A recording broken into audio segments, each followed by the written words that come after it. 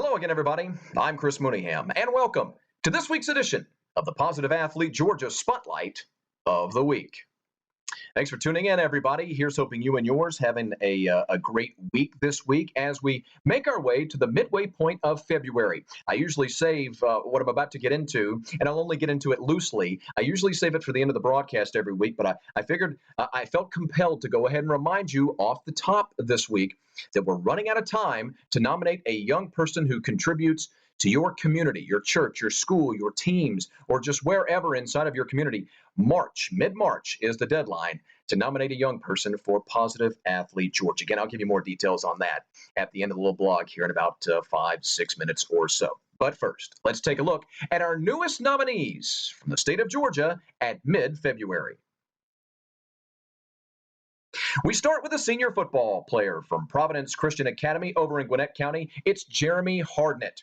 Mr. Hardnett, spent some time volunteering at the Atlanta Food Bank. I got a little choked up there because the Atlanta Food Bank, a place that I know very well. I love to see young men and women who are volunteering over at the food bank. He also spent some time volunteering at the Hope Store, which is a place for women and children who are embroiled in domestic abuse. This is a really great cause, and again, something that's very dear to my heart, very close to my own personal story, so I'd love to hear that out of Jeremy. And he's also a team captain for his football team, and he has been for both his junior and senior season. So a team captain on the football team for 2 years, gets involved with the Hope Store and the Atlanta Food Bank. A good little resume for Jeremy Hardnett, a senior football player at Providence Christian Academy in Gwinnett County.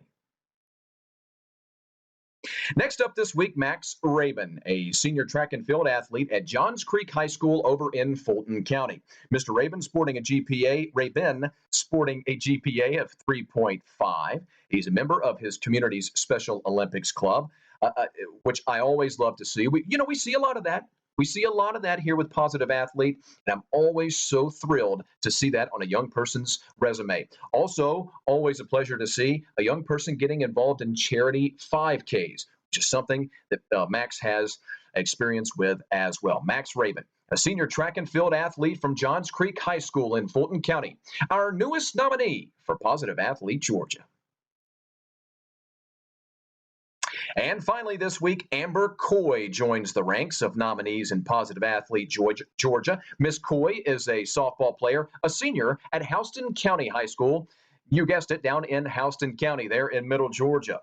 Miss Coy has helped to organize a Snow Princess Winter event, which is a toy and canned food drive for many years now. She also works with elementary schools helping the drug and alcohol awareness, serving as an officer to her fellow peers. I love hearing this because as somebody, look, I grew up in a poverty-stricken area of Cobb County, and so when you grow up around that, you see a lot of alcohol and drug use among your peers, and it's great to know that this young lady serves as an outlet for her fellow schoolmates, because sometimes, let's face it, the young people, they don't want to talk to a teacher, a principal, or a counselor, and Miss Coy serves that role for her fellow students. She's also third in her class academically in a class of 384.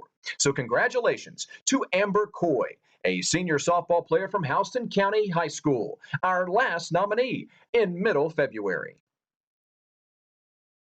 And so there they are, ladies and gentlemen, your newest nominees to Positive Athlete Georgia. Remember, it all culminates over the late spring and summer months towards the end of the GHSA academic calendar of the school year. We're going to have local, county, regional type award shows where we'll give away scholarship dollars to a fine, positive athlete in potentially your community in Fulton, Gwinnett, all around the metro Atlanta area and the state of Georgia. And then all of that will culminate in our statewide award at the end of the academic season. Remember, to find out more details about where we'll be and when, and, of course, if you have not nominated a young person, to find out how you can do just that, go to georgia.positiveathlete.org for further details. Remember, to nominate a young athlete in your community, that athlete need not be an all-state performer or a state champion. Shoot, they don't even have to be a starter for their team. And to nominate, you don't have to be a parent, or you can be a parent. You can be an